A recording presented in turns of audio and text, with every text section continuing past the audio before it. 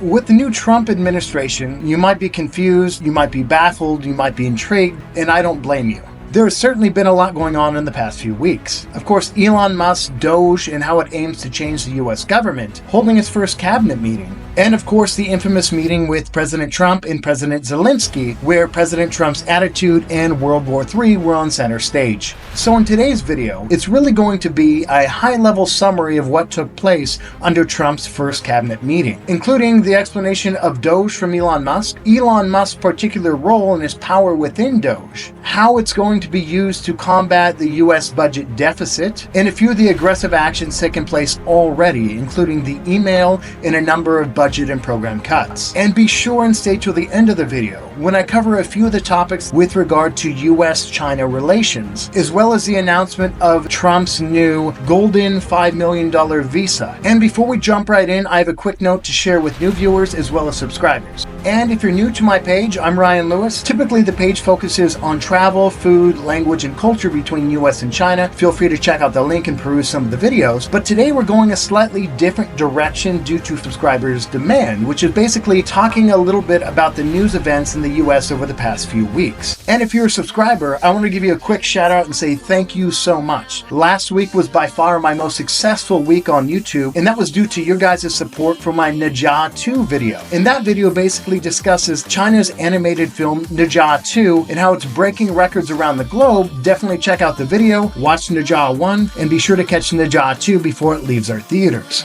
That being said, let's get into the content. President Trump had his first cabinet meeting on the 26th of February. And basically, a cabinet meeting is a high-level touch point with all the heads of the varying departments of the United States government, where the president discusses the important topics and brings everyone up to speed. It was a little over an hour long, was generally pretty brief. First of all, I thought it was pretty cool. He actually opened it up with a prayer, and I think it's just cool that Trump was wise enough to humble himself under God to ask for provision and guidance over the proceedings of the meeting, as well as decisions that are made. Even if you think that's just a bad, awkward move to solicit trust, I think it's pretty wise of him to have done so in a predominantly atheistic nation. Just saying. And after that, the floor quickly went to Elon Musk, who is currently a special government employee acting within DOGE. And some of you guys may not be sure what exactly DOGE is, and I'll explain it here briefly. One thing is DOGE is a digital currency that was started in 2013. It was kind of mostly a joke about the Shiba Inu meme dog, but so many people were talking about it. Elon Musk tweeted a lot about it, and it actually is used in transactions today. But what we're talking about is DOGE, the Department of Government Efficiency, which was made from an executive order and is not an official department of the US government. In fact, it's temporary, and I believe it's due to be ended somewhere in 2026. And a lot of people on both sides of the aisle have asked me, why is Musk really leading this charge on DOGE? And I'm surprised that he's basically a huge proponent of the first principles philosophy. In other words,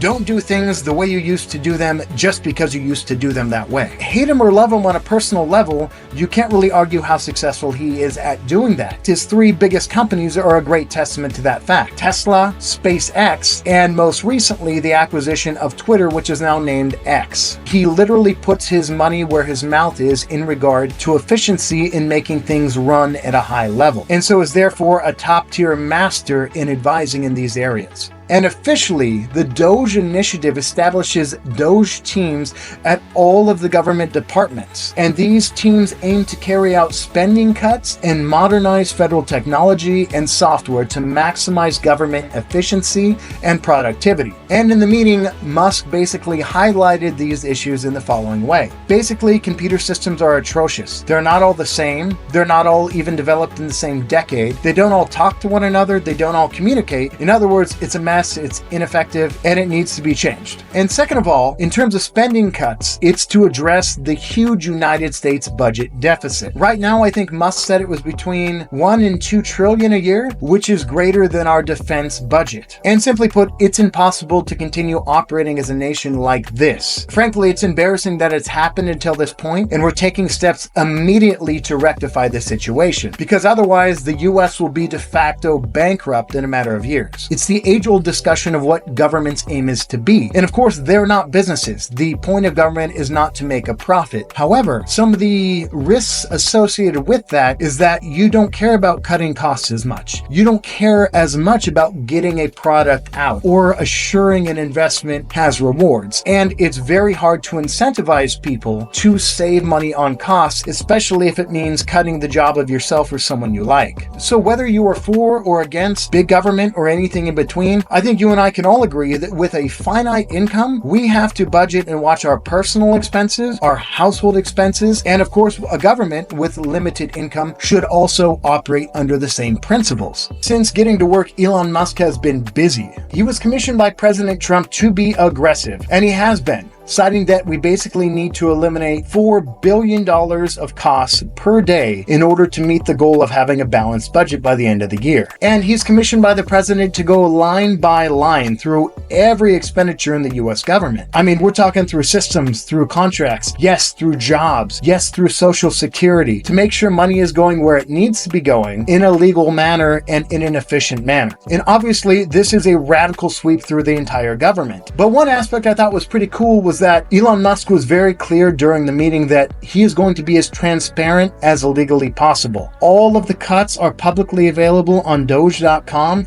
and again, re-put onto the X platform under the Doge account, and displaying it in a public forum for all of us to critique, to praise, and discuss. And I personally have never heard of anything like this in our government's history at all. So as a taxpayer, I think it's pretty cool. Elon Musk also apologized during the meeting and explained that due to the rapid rate at which they're doing these budget cuts, sometimes mistakes are made. I think there was something about an Ebola program, and it was quickly flagged, quickly criticized, and quickly reversed. And I think we all understand when you are working fast, when you're trying to tear things up, mistakes are made. And naturally, this puts Musk in a very scary place in the government. People don't like him, throw every type of accusation at him, even including getting death threats. And that's pretty cool considering he's not even getting paid for his position. It's a relatively thankless job. But during the meeting, it was very clear that he had Trump's entire support. Trump at one point basically questioned anyone in the room to speak up if they didn't agree or didn't like what Musk was doing, and that he would throw them out. Elon Musk basically said that the people voted for major government reform, and that's what the people are going to get. They're going to get what they voted for. And maybe one of the hottest topics about what he did has to do with his infamous government email. And so Doge sent an email to all government employees. It was very similar to the one that when he took over Twitter. And basically, it was just a pulse check. He explains it was just to see if people were actually awake, they were actually alive, they were actually at post doing actual jobs. In fact, Musk was very, very lenient with what he was saying. And one of the big questions during the cabinet meeting from a reporter was somewhat accusatory and basically said, how many jobs are you looking to cut? Elon Musk reiterated, we don't necessarily have to or want to fire anyone. We want everyone who's doing a necessary job and doing it well to stay. And I think they said something like half of the people in the government actually responded, but many agencies actually told their people that they didn't need to respond to it. But in the cabinet meeting, it was actually hilarious because while Elon Musk was being somewhat soft, Trump superseded him and says, hey, actually, if those guys don't respond, they're on the bubble of getting fired, basically. So Trump is kind of being no nonsense with regard to this email. He wants people to respond. And obviously, this issue is super hot right now. And I understand things like this are not easy. They're not clear-cut and defined. Painful things will happen. It's like taking stock of our own lives, right? Sometimes it can be very painful to look and criticize yourself and make the changes. And that's what we're seeing in our government today. And with so many news sources available today, it makes it very difficult to determine what actually is true, what the intention of the news article is, and what biases they may or may not have, myself included. So I'll leave it to you to check other sources online available to you and make up your own mind about whether things that are happening are good or bad. And in regard to China news, I wanted to give a brief update about what was discussed and the implications on future US-China relations. Basically, President Trump was very, very clear to say that he unambiguously wants good relations with Beijing. I see so many things saying that we don't want China in this country. That's not right. We want them to invest in the United States. That's good. There's a lot of money coming in and we'll invest in China. We'll do things with China. The relationship we'll have with China will be a very good one. And Trump went on to discuss a bit about the tariffs and what's going to happen with those, in particular with Mexico, Canada, and China. I believe for China, the new tariffs are going to be about 10%. The argument, of course, being the US first mentality, and additionally, because he wants these countries to take larger steps in combating substances that are used to create illicit substances, and furthermore, all of the business, all of the trafficking, and all of the immigration associated with those activities. And speaking of immigration, President Trump announced something that was really crazy, and it was the creation of a new $5 million golden visa. And this is generating tremendous interest around the world, particularly with the Chinese, who are the biggest recipients of EB-5 visas, who often target commercial real estate for their investment activities. President Trump gave a brief reasoning and kind of a goal of these $5 million visas. But for more on that, you'll have to stay tuned to the next video when we get more in depth about the new golden visas and what it means to the US-China dynamic moving forward. So if you've gotten value from this video, please join our community here, smash the like button and subscribe button below, go see Najah 1, check out my video, and check out Najah 2 in the theaters before it's out of the US. Thanks as always, guys, and we'll see you in the next video.